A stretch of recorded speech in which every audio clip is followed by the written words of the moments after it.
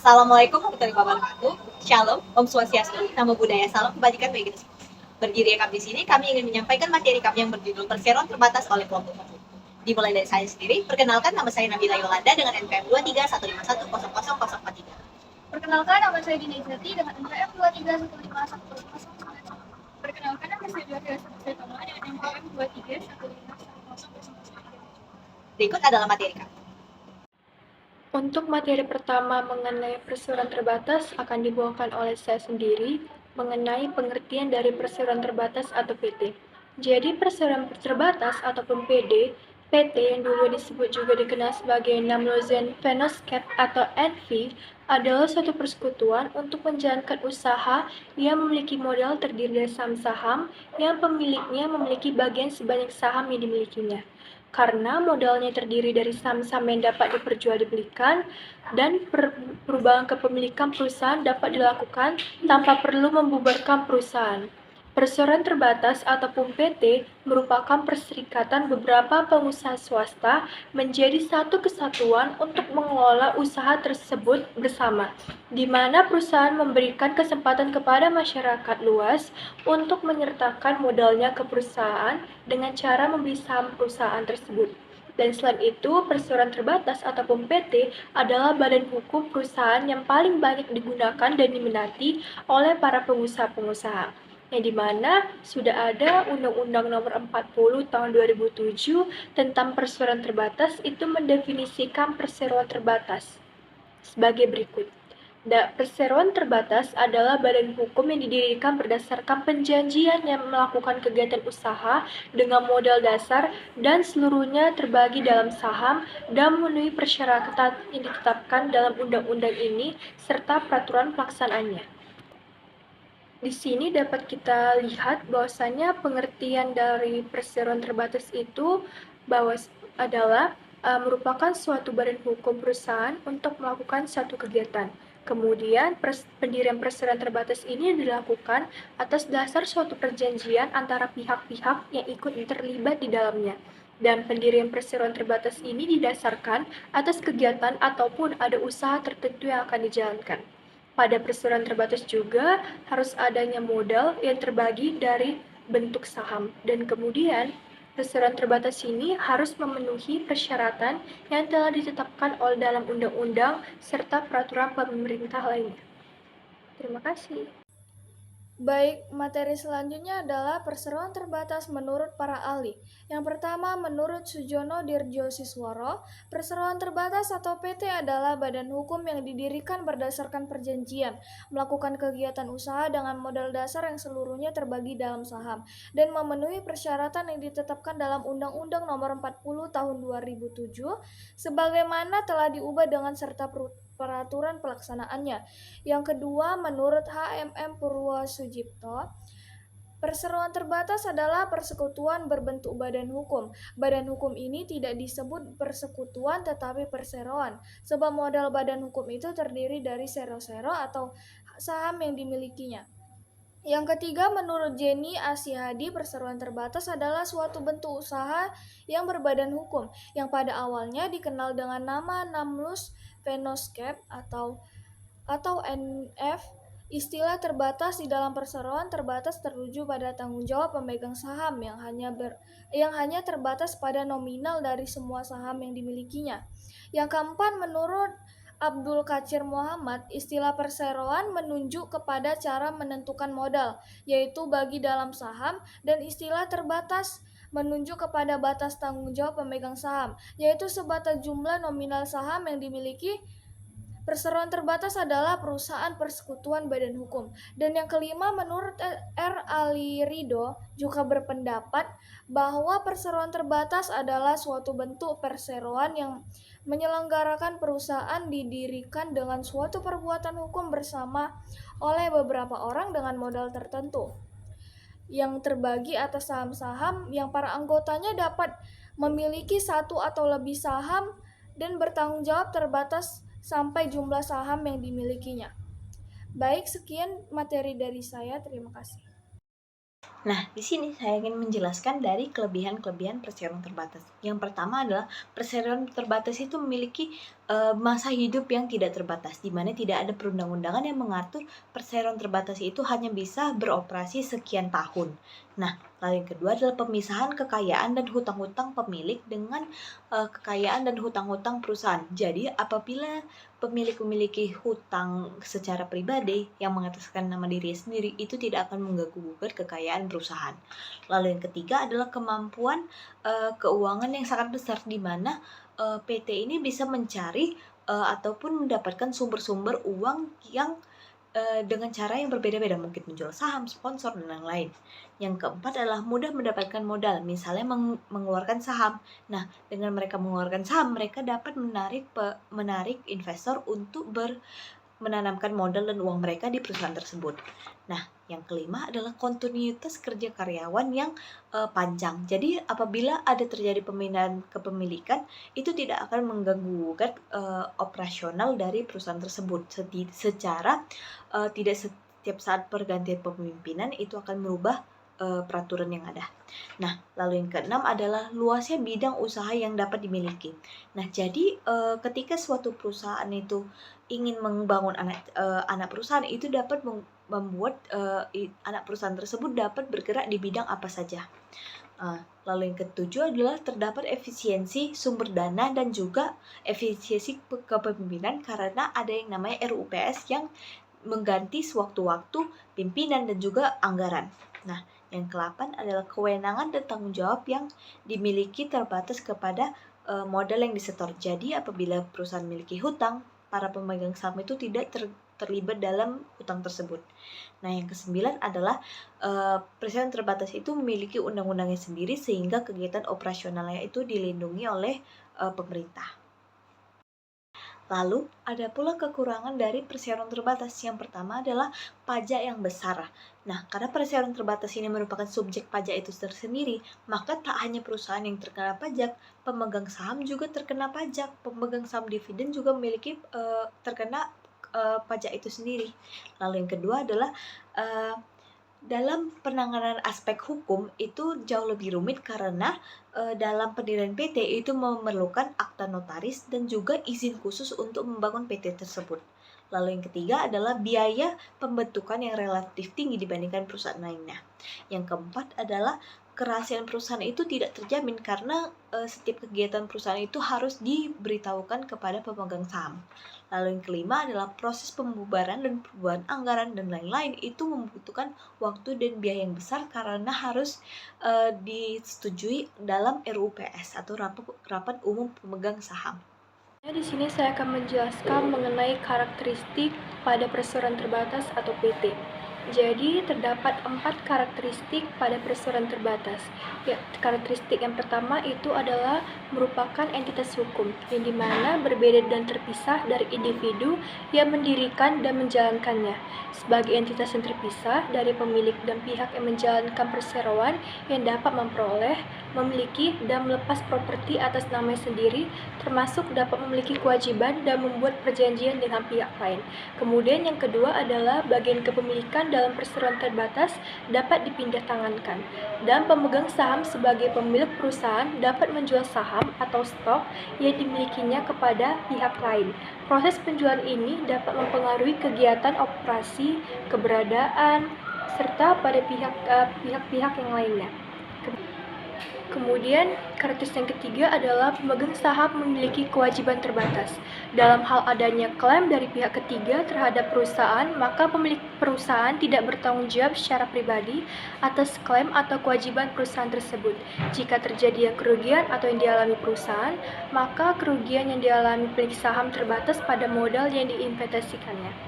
Kemudian yang terakhir adalah sebagai entitas hukum yang terpisah. Beda pada karakteristik yang pertama, terpisah. Di sini perseroan yang ini dikenakan pajak, yang dimana perusahaan itu harus membayar pajak atas laba yang diperolehnya, terdapat pada pajak penghasilan atau PPh. Dan pengenaan pajak ini dilakukan baik laba perusahaan maupun pada bagian laba yang dibagikan pada pemegang saham. Hal ini menimbulkan pajak ganda atau double tax yang menjadi salah satu kelemahan dari perseroan tersebut. Sekian, terima kasih. Nah, di sini ada pula jenis-jenis dari perseroan terbatas. Yang pertama dari segi kepemilikan. Yang pertama dari segi kepemilikan ini adalah perseroan terbatas biasa, di mana pendiri, pengurus, dan juga pemegang saham merupakan warga negara Indonesia. Dan yang kedua adalah perseroan terbatas terbuka, di mana pendiri, pengurus, dan pemegang saham bisa saja bukan hanya warga negara Indonesia. Jadi bisa jadi dari warga negara asing seperti mungkin Amerika, Belanda, China, dan lain-lain. Lalu yang ketiga, perseroan terbatas milik pemerintah, yaitu BUMN. Jadi PLN, PT KAI, dan lain-lain. Nah, lalu untuk dari segi status, ada perseroan tertutup, di mana perseroan ini tidak melakukan penawaran umum, seperti PT Bakri and Brothers, dan juga PT Salim Infomas Pratama. Lalu yang kedua adalah perseroan terbatas terbuka, di mana kebalikan dari perseroan terbatas tertutup, mereka ini tidak melakukan penawaran umum seperti PT Indofood Sukses Makmur Tbk dan juga PT Astra Agrolestaris Tbk. Untuk perusahaan terbuka itu lebih cenderung menggunakan Tbk pada akhiran nama perusahaannya. Nah, lalu yang ketiga, ini sebenarnya bukan jenis perusahaan perseroan terbatas, tapi merupakan jenis-jenis modal yang ada di dalam perseroan terbatas. Yang pertama adalah modal dasar atau authorized capital, yang merupakan modal yang pertama kali dicatat dalam akta notaris saat PT ini didirikan. Yang kedua adalah modal ditempatkan atau modal yang dikeluarkan, yaitu issued capital, yang merupakan modal yang telah ditempatkan atau dikeluarkan oleh pemegang saham, di mana besarnya itu minimal 25%. Dan lalu yang ketiga adalah modal disetor atau paid up capital, yang modal yang harus disetor oleh pemegang saham itu jumlahnya 50% dari modal yang ditempatkan. Untuk materi ke-8 mengenai syarat pendirian perseroan terbatas ini harus dipenuhi syarat-syarat ditentukan oleh Undang-Undang Nomor 40 Tahun 2007, yang dimana syarat-syarat tersebut adalah sebagai berikut. Syarat yang pertama adalah perjanjian 2 orang atau lebih. Menurut Pasal 7 Ayat 1 UU PT, perseroan harus didirikan oleh 2 orang atau lebih. Ketentuan minimal 2 orang ini menegaskan prinsip yang dianut oleh Undang-Undang Perseroan Terbatas, yaitu perseroan sebagai badan hukum dibentuk berdasarkan perjanjian. Dan oleh karena itu, perseroan terbatas ini mempunyai lebih dari satu pemegang saham. Kemudian, persyaratan yang kedua itu adalah dibuat dengan akta autentik di muka notaris, yang dimana perjanjian ini untuk membuat suatu ataupun mendirikan suatu perseroan ini harus menggunakan dengan akta autentik, notaris, dan harus berbahasa Indonesia, tertulis pada pasal 7 ayat 1. Dan perjanjian merupakan suatu akta pendirian yang sekaligus memuat anggaran di dasar yang harus disepakati atau yang telah disepakati. Kemudian, pada syarat yang ketiga adalah modal dasar. Modal dasar perseroan terbatas ini paling sedikit atau minimalnya adalah sekitar 50 juta rupiah. Tetapi untuk bidang usaha tertentu diatur tersendiri dalam suatu undang-undang perseroan terbatas. Hal ini tercakup pada Pasal 32 ayat 1 atau yang bisa dilakukan ataupun yang boleh melebihi ketentuan tersebut. Kemudian pada syarat keempat yaitu pengambilan saham saat perseroan ini didirikan. Karena setiap pendiri perseroan itu wajib mengambil bagian saham pada bentuk ataupun pada syarat perseroan ini didirikan pada Pasal 7 ayat 2. Dan ketentuan pasal ini merupakan wujud pernyataan kehendak pendiri ketika membuat perjanjian pendirian perseroan tersebut. Terima kasih. Nah, ada pula tahap-tahap untuk mendirikan perseroan terbatas. Yang pertama adalah tahap pembuatan akta, di mana sebuah PT harus memenuhi persyaratan untuk akta ini dibuat. Seperti yang pertama, perjanjian lebih dari 2 orang, dan juga dibuat dengan akta autentik di muka notaris, dan juga modal dasar, dan juga pengambilan saham saat perseroan didirikan. Nah, ini telah diatur oleh Pasal 7 mengenai Undang-Undang Dasar Perseroan Terbatas. Dan juga tahap kedua adalah tahap pengesahan, di mana berdasarkan Pasal 7 ayat 6 UU PT disebutkan bahwa perseroan memperoleh status badan hukum setelah akta tersebut yang setelah kita urus telah disahkan oleh Menteri. Dan apabila dalam waktu 60 hari akta tersebut tidak dikeluarkan, dibatalkan, dan lain-lain, kita sebagai pemilik perusahaan, sebagai pemilik persero dapat menuntut mereka ke Badan Pengadilan Tata Usaha Negara. Nah, Dan juga untuk suatu PT disahkan, sebuah perseroan harus menanamkan modal setidaknya 25% dari modal yang telah ditempatkan. Nah, ini telah diatur oleh UU nomor 1 tahun 1995 dan UU nomor 10 tahun 2007 tentang perseroan terbatas. Nah, yang ketiga adalah pendaftaran dan pengumuman. Untuk pendaftaran ini mengikuti UU nomor 3 tahun 1982 di mana ini telah mencakup semua tahap-tahapan bagaimana cara mendaftar perusahaan tersebut agar dapat disahkan dan diakui oleh negara. Jadi dalam UU ini mencakup dari 39 pasal yang telah mengatur perseroan terbatas dan mengikat peraturan-peraturan oleh perseroan terbatas. Dan bagaimana sih untuk pengumumannya? Untuk pengumuman itu diserahkan kepada BNRI atau Berita Negara Republik Indonesia, dan setelah diumumkan maka perusahaan dapat dikatakan sebagai perusahaan yang sah dan dapat beroperasi secara biasa. Nah, baik. Materi selanjutnya adalah struktur dalam perseroan terbatas atau organ PT.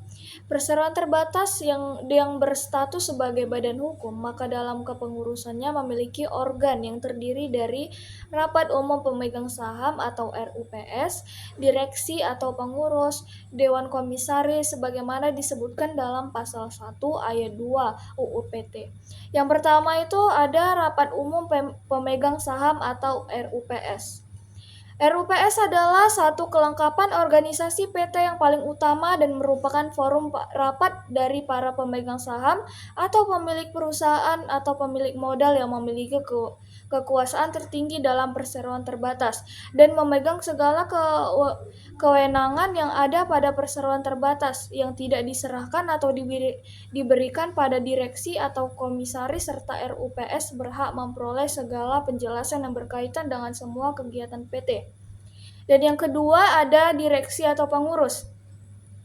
Direksi atau pengurus adalah organ perseroan yang bertanggung jawab penuh atas kepengurusan perseroan untuk kepentingan dan ketujuan perseroan, serta mewakili perseroan baik di dalam maupun di luar pengadilan sesuai dengan ketentuan anggaran dasar. Jadi, kepengurusan perseroan dilakukan oleh direksi yang diangkat oleh RUPS sesuai dengan anggaran dasarnya. Yang ketiga, tugas direksi. Sebagai perwakilan perusahaan, sebagaimana ditegaskan pasal 82 UU PT, bahwa direksi bertanggung jawab penuh atas kepengurusan perseroan serta mewakili perseroan baik di dalam maupun di luar pengadilan, kecuali terjadi perkara di pengadilan PT dengan direksi yang bersangkutan. Tetapi direksi yang bersangkutan memiliki kepentingan yang bertentangan dengan kepentingan PT, maka yang ditugaskan untuk mewakili PT adalah direksi yang lain atau komisaris yang tidak memiliki pertentangan antara kepentingan pribadi dengan kepentingan perusahaan pada saat terjadinya perkara pada PT. Dalam hal ini terdapat adanya dua sisi tanggung jawab, yaitu tanggung jawab dalam internal dan tanggung jawab keluar atau ekstern. Yang pertama itu ada tanggung jawab ke dalam atau internal. Tanggung jawab ke dalam atau internal ini yaitu berkaitan dengan kepengurusan jalannya dan maju mundurnya perseroan. Maka direksi bertanggung jawab penuh, yang mana artinya itu apabila perseroan mengalami kerugian akibat dari kesalahan direksi dalam menjalankan kepengurusannya, maka pengurus itu akan bertanggung jawab. Dan yang kedua itu ada tanggung jawab keluar atau ekstern, yaitu tanggung jawab terhadap pihak ketiga atau kepada siapa perseroan itu melakukan perbuatan atau perjanjian. Dalam hal ini, kedudukan pengurusan menjalankan tugas kepengurusannya adalah sebagai wakil yang bertindak untuk dan atas nama perseroan. Dan selanjutnya ada Dewan Komisaris. Nah, Dewan Komisaris ini adalah organ perseroan yang bertugas melakukan pengawasan secara umum atau khusus secara memberikan nasihat kepada direksi, baik ataupun tidak dalam menjalankan perseroan. Dalam menjalankan tugasnya, komisaris dapat membentuk komite audit untuk membantu pelaksanaan tugas komisaris. Jumlah komite audit disesuaikan dengan keperluannya, misalnya komite audit tahunan, komite audit keuangan tahunan, SDM, dan lain sebagainya. Sekian materi dari saya ucapkan terima kasih. Baik, selanjutnya masuk ke materi Permodalan dalam perseroan terbatas. Nah, yang pertama itu ada modal saham. Modal saham yaitu tanda bukti pengembalian bagian atau peserta dalam suatu PT bagi suatu perusahaan yang bersangkutan yang diterima dari hasil penjualan sahamnya dan tetap tertanam di dalam perusahaan tersebut selama hidupnya. Meskipun pemegang saham itu sendiri bukanlah merupakan penanaman yang permanen, karena setiap waktu pemegang saham dapat menjual sahamnya. Yang kedua ada cadangan. Cadangan di sini yang dimaksudkan adalah sebagai cadangan yang dibentuk dari keuntungan yang diperoleh oleh perusahaan selama beberapa waktu yang lampau atau yang berjalan. Tidak semua cadangan termasuk dalam pengertian modal sendiri. Cadangan yang termasuk ke dalam modal sendiri antara lain adalah seperti cadangan depresiasi, cadangan modal kerja, cadangan selisih kurs, dan cadangan umum. Dan yang ketiga ada laba ditahan. Laba ditahan adalah bagian laba yang ditanamkan kembali dalam perusahaan. Laba yang diperoleh perusahaan tidak semuanya dibagikan pada pemilik atau pemegang saham sebagai dividen, tetapi akan ditahan dan ditanamkan kembali dalam perusahaan untuk berbagai keperluan. Yang terakhir ada modal asing. Modal asing adalah modal yang berasal dari luar perusahaan yang sifatnya sementara bekerja di dalam perusahaan, dan bagi perusahaan yang bersangkutan modal tersebut merupakan hutang yang pada saatnya harus dibayar kembali. Jadi modal asing ini ada terbagi menjadi 3 golongan lagi. Yang pertama, modal asing atau hutang jangka pendek atau short term debt, yaitu hutang yang jangka waktu pembayarannya kurang dari 1 tahun. Dan yang kedua, ada modal asing atau hutang jangka menengah, yaitu hutang yang pembayarannya antara 1 sampai 10 tahun. Dan yang terakhir ada modal asing atau hutang jangka panjang, yaitu hutang yang jangka waktunya lebih dari 10 tahun. Baik, sekian penjelasan dari saya ucapkan terima kasih. Nah, sebagai investor akan ada yang namanya ROA, ROE, dan ROI. ROA, ROI, dan ROI ini adalah acuan kita sebagai investor untuk mengetahui apakah perusahaan ini worth it sebagai kalau kita tanamkan modal di sini, apakah modal kita akan berkembang atau tidak. Nah, untuk ROA atau Return on Assets itu merupakan indikator keuangan yang seringkali digunakan dalam menilai kinerja perusahaan, apakah perusahaan itu menghasilkan laba atau tidak. Nah, ROA ini mengacu kepada probabilitas atau efisiensi operasional. Nah, rumus ROA ini adalah laba bersih dibagi total aset dikali 100%. Nah, jadi ada contoh. Perusahaan X memiliki aset sebesar 500 juta dan memiliki laba 50 juta. Sementara perusahaan Y hanya memiliki aset sebesar 300 juta dan labanya juga hanya 40 juta. Jadi mana sih dari kedua perusahaan ini yang menghasilkan laba terbanyak? Nah, untuk itu kita hanya perlu mengikuti rumus tadi. Untuk perusahaan X yang pertama, 50 juta dibagi 500 juta dikali 100% sama dengan 10%. 10% ini adalah persentase laba yang dihasilkan oleh perusahaan X. Lalu untuk perusahaan Y, 40 juta dibagi 300 juta dikali 100%, kita dapatkan 13,33%. Nah, dari sini dapat kita simpulkan laba dari perusahaan Y itu jauh lebih besar daripada perusahaan X, maka perusahaan Y ini lebih worth it untuk kita tanamkan modalnya. Nah, dalam ROI atau Return on Investment itu merupakan rasio yang diperoleh atau hangus pada suatu investasi yang dilakukan oleh perusahaan. Nah, jumlah uang yang diperoleh ataupun yang telah hangus itu disebut laba atau rugi.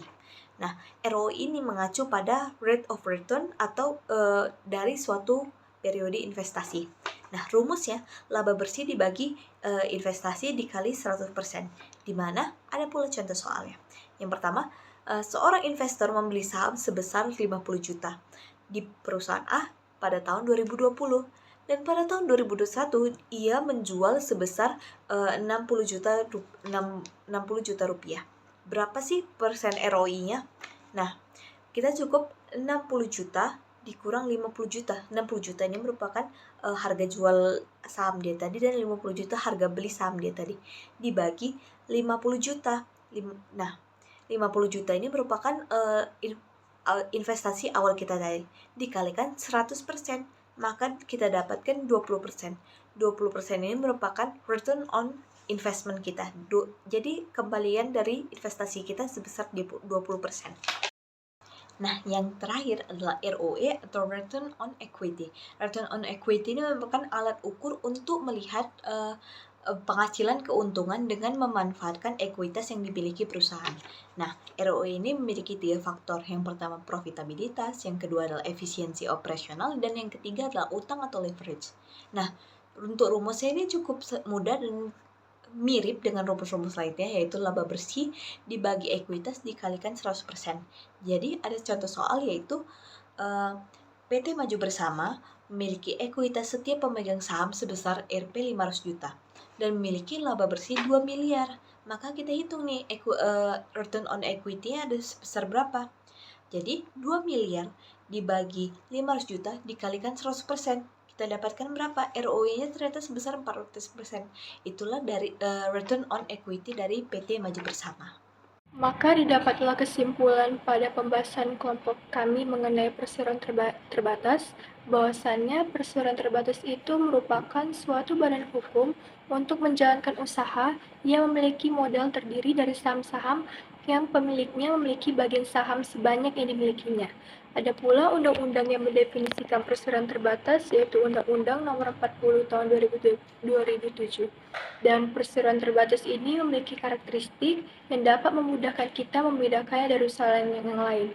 Yang pertama itu dia adalah merupakan entitas hukum yang berbeda. Yang kedua adalah kepemilikannya dapat dipindah tangankan. Yang ketiga adalah pemegang saham ini memiliki kewajiban terbatas dan merupakan subjek pajak itu tersendiri.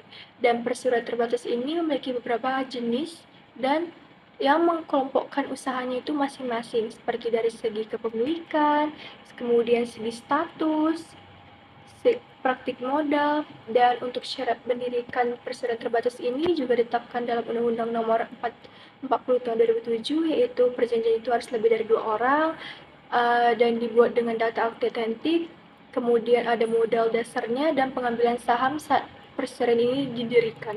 Dan sementara pada saat mendirikan perseroan terbatas ini dibagi menjadi 3 tahap juga, yaitu seperti tahap pembuatan aktenya, tahap pengesahan, dan tahap pendaftaran dan pengumuman. Dan untuk perseroan terbatas ini terbagi menjadi 4, yaitu modal saham, kemudian cadangan, laba ditahan, dan modal asing. Dan apabila seorang investor ingin menginvestasikan uangnya pada suatu perusahaan, investor tersebut akan langsung membaca laporan keuangan beberapa perusahaan untuk membaca laporan keuangannya dan akan mencari perusahaan mana yang memiliki return dan keuangan ataupun keuntungan yang paling besar. Untuk mengetahui investor akan mengacu pada return on asset, return on investment, dan return on equity. Sekian dari kelompok kami, saya ucapkan terima kasih.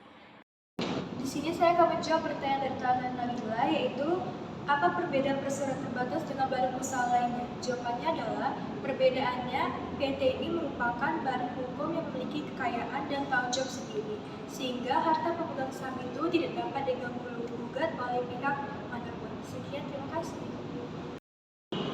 Di sini saya akan menjawab pertanyaan dari Dona Olivia, yaitu berapa lama suatu perseroan terbatas dapat berdiri?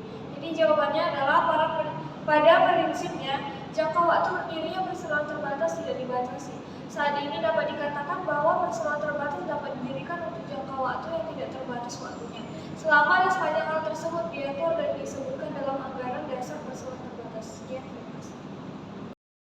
Nah, di sini saya akan menjawab pertanyaan dari Masya Delani yang berupa apa sih yang dimaksud dengan penawaran umum pada perseroan terbatas menurut status. Jadi penawaran umum itu adalah penjualan efek seperti obligasi atau ekuitas yaitu saham kepada pasar umum yaitu masyarakat. Sekian jawaban dari saya. Baik, sekian dari presentasi dari kami. Jika ada kekurangan kami mohon maaf. Terima kasih.